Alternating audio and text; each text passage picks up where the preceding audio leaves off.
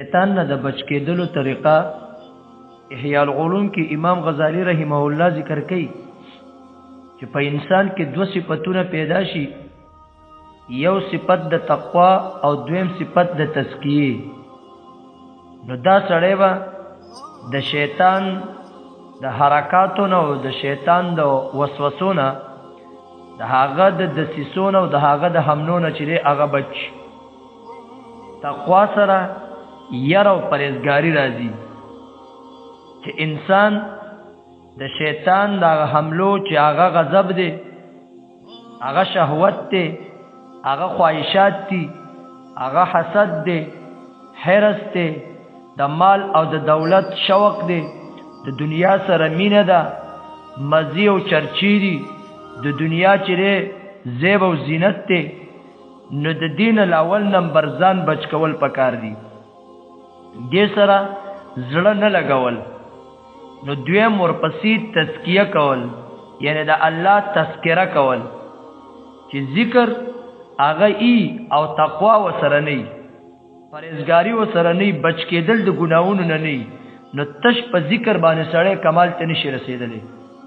ځکه علما کرام ذکر کوي چې د دې انسان باندې شیطان چې حمله کوي، نو د دې شیطان مثال چې د اوږې سپي دی، او چې کله یو انسان په لار رواني، نو دا انسان په دوه قسمه باندې دی. یو هغه دی چې هغه تش تور رواني، او دویم هغه انسان دی چې هغه سره غوښه او روټۍ ورسره او هغه په لار باندې روان دی. نو اوس دا سپینه چې دی د بچ کېدلو دپاره چې دا کم سړی تش روان دی، دا چې ورته صرف دباب وکي، دا پې صرف گزار وکي، او دا صرف او صرف کوری کی، نو دا انسان به د ده نه بچ.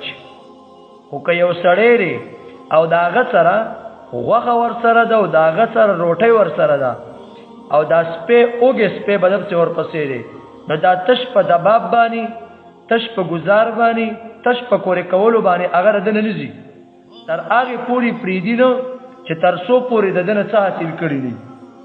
نو د دې وجې نه موږ له د شیطان د دې دسیسو نه، د شیطان د دې حملو نه چې د دې شیونو په ذریعه باندې په موږ باندې کوي، دا کم کارونه غضب دی، شهوت دی، خواهشات دي، حسد دی، حرص دی، مال او دولت دی، د هغې مینه ده، ډګري دي. نو د دې په ذریعه باندې موږ له هغه چې دی پساوی. نو اول نمبر موږ له دا پکار ده چې د دې کارونو نه ځان بچو.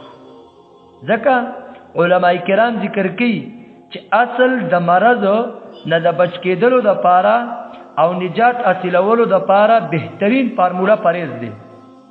لکه خوراکونه ته قسمه قسم کې، قسمه قسم چې خوراکونه کې ورزو ته پکې نه ګوري، یخو ته پکې نه ګوري، دارنګې چې هغې ته په دې سوچ او فکر نه کې، او بیا دوایانې استعمالې و یاره جي زه چې سټ نه شومه، زه وایي سټ نه شومه. پښتانه یو متل کوي، وایي د سلو دوایانو نه یو پرهیز بهتر دی. نه اول نمبر دا کارونه پرېښودل هغه انتهایی ضروري دي. نو د هغې نه پس ذکر کول او د الله په طرف باندې چې ګامزن کېدل به انسان ته آسان شي.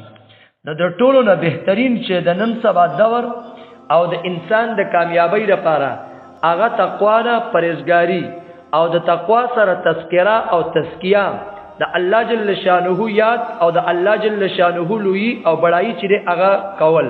نو انسان به کامیابی ته ورسي. که تش ذکرونه کوي او تش چې الله یادوي، خو ورسره د شیطان د دغه حربونو او د دغه طریقو هغه استعمالي او هغه چې عملي کوي، او د شیطان د دغه وسوسو نه ځان نه بچ کوي، نو دا انسان چې کامیابېدلی نشي. نو د دې وجې نه په آخر کې مې دا خبره تاسو ته وکړه چې موږ او تاسو د شیطان د وسوسو نه بچ کېږو. د هغې لپاره بهترین طریقه تقوا او تزکیه او تذکره د الله جل شانه ده.